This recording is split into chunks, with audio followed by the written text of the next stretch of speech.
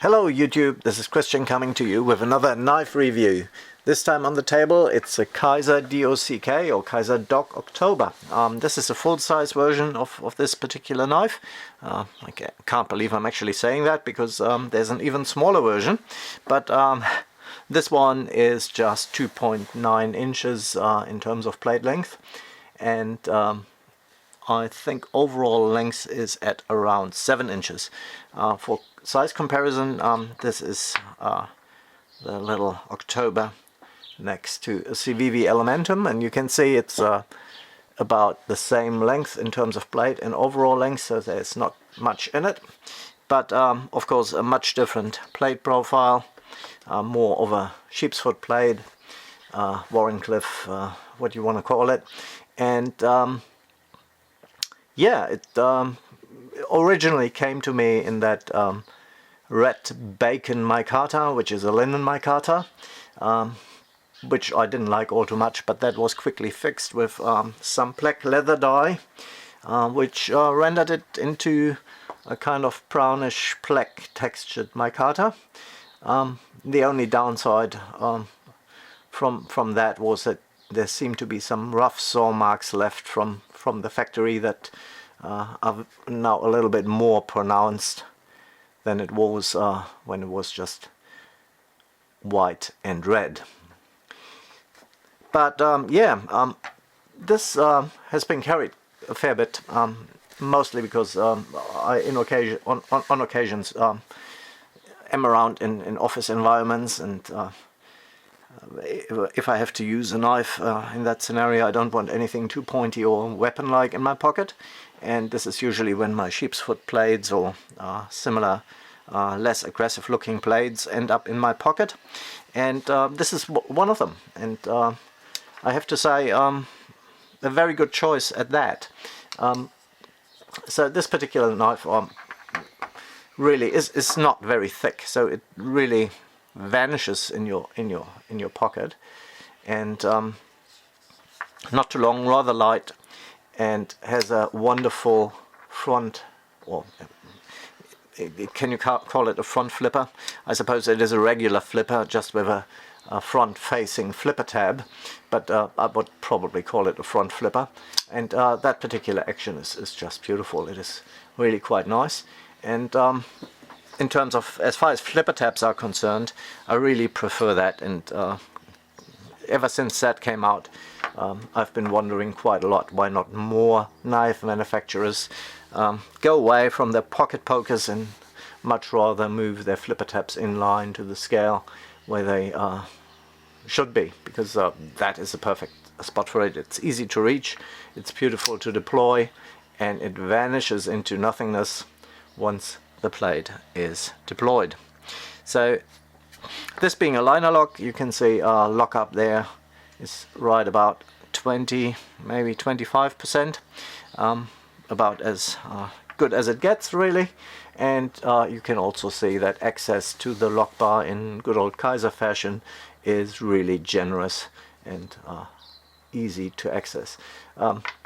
And for such a small blade, it also closes rather nicely up to a point, and then it's shakedown. But that is expected with such a relatively small and light blade.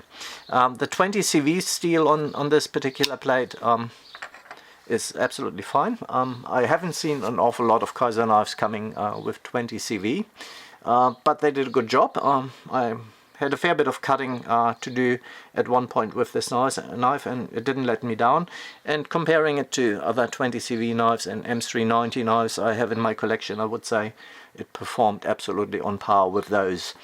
So even though that is perhaps not the most common steel for Kizer to process, they did a good job with the heat treatment, and it didn't get dull prematurely or anything along these lines.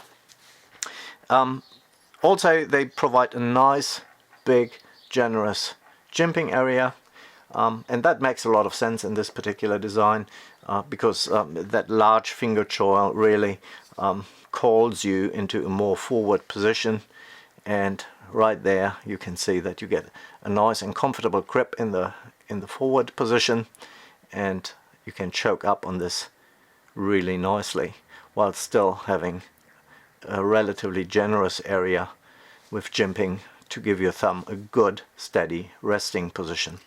As far as a more backwards position, your little pinky there, it wants to slip down at the edge of the knife, but it's not slipping off, and it still gives you a really nice and comfortable grip there. And the little bit further back position there still has enough jimping to give you plenty of hold.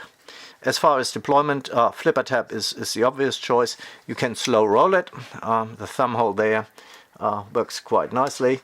You can middle finger flick it, no problem at all. And even the slow roll is not an issue. So this is really well done. You have it quite often that a fuller doesn't do an awful lot. In this particular case, you can quite easily get your finger into the fuller if you wanted to, and open the knife. It needs a little bit more force there, but also it gives you a nice purchase if you wanted to open it with two hands, if you had a reason to do so.